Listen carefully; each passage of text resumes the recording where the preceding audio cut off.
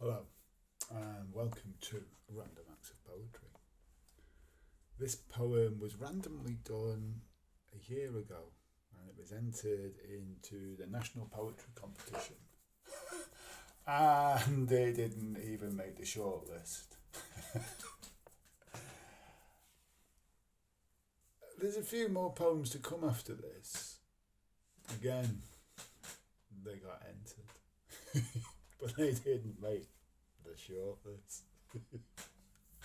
And I'm now sat here looking at this poem and I can see why.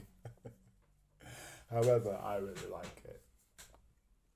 There's a lot of concepts and considerations that we need to take in when we're trying to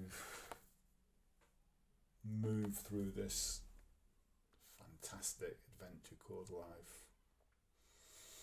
And all those moods and feelings and emotions, there are all ways with dealing with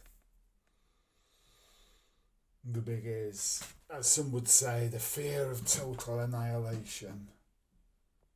But I quite like the prospect of total recreation, continuous recreation.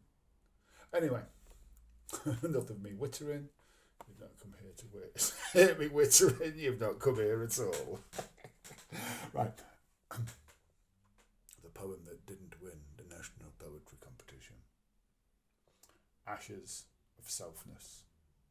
When the virtuous realise how wicked they are, and the unhappy stop enjoying misery, then the real dancing can begin.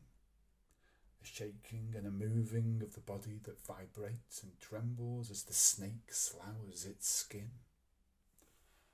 A small god stamps its foot on the battlefield of certainty.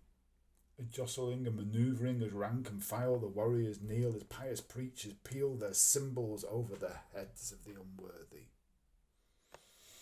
Whilst all along the masters pose even tougher tests for the aspiring students to pass.